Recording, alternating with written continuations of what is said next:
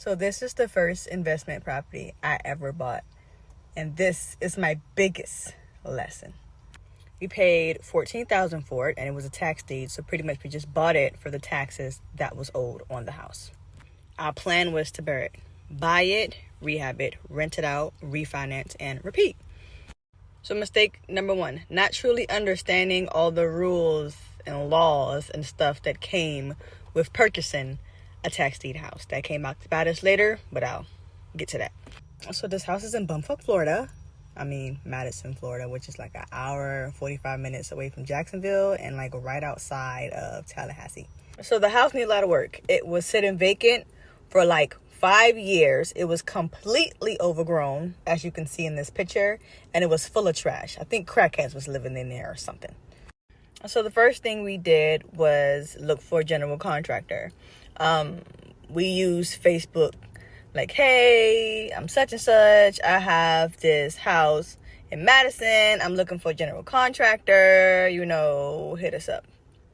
So we had like 3 interviews set up for them to come out, kind of on the same day in Madison to like walk us through everything, to like, get a gist of what it was and kind of fill them out as a general contractor. So we got tired of setting up interviews and driving an hour 45 to meet these contractors and getting stood up. So we decided to go with the contractor that actually stood up. Another mistake. Always get a few quotes. So bruh seemed cool. We drew out what we wanted with a piece of paper. He listened to everything. He was like, yeah, I got y'all. He got us side. So he starts to work. We paid him in little phases.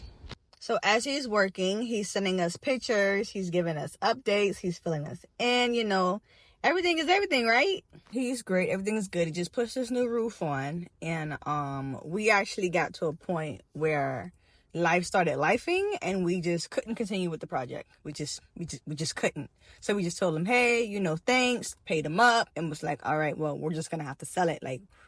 Then he decides to come clean about some information. Well, I would now want to let you know that I've been having issues ever since, I started with this house, with stealing. People have been coming to the job site and stealing wood, stealing supplies, all this stuff. And he has some things that he still needs to sort out with the permitting office. Issues with the permitting office? What kind of issues? I ain't even trust him at that point. So I called the permitting office myself. And guess what I found? A bunch of stop work orders against my house. Why? Because he got caught doing work without pulling permits. Which brings me to another lesson. You can check the permits on your house yourself. Always check to see if they're pulling the permits.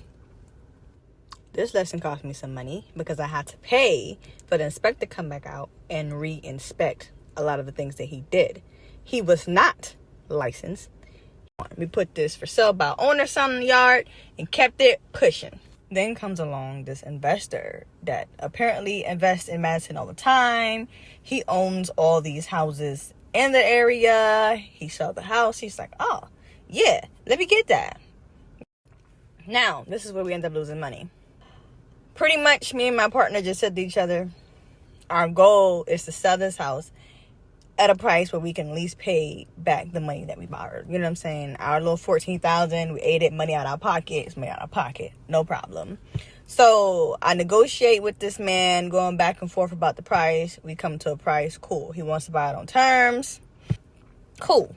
Let him buy it on terms. He's like, all right, well, I'll send the money to the title, and they're going to do a title search, check everything out. We're going to be good to go. We're like, bet. Then next thing you know, I get a phone call from this man, and he just let me have it. You got me effed up. You got these people down here looking at me crazy. You told me you bought this house from the court, and the title is clouded. And I'm like, I don't even know what that means. I did get the house from the court. You want to see the papers? What? So remember the beginning of the story when I said that we didn't truly understand everything that came with the purchase of a tax deed property? When you purchase a tax deed property in Florida, It comes with a clouded title just in case someone wants to come along and claim it. Now, they have 3 years to claim this property. If not, then the cloud is removed and it automatically, it's the person who bought the tax deed.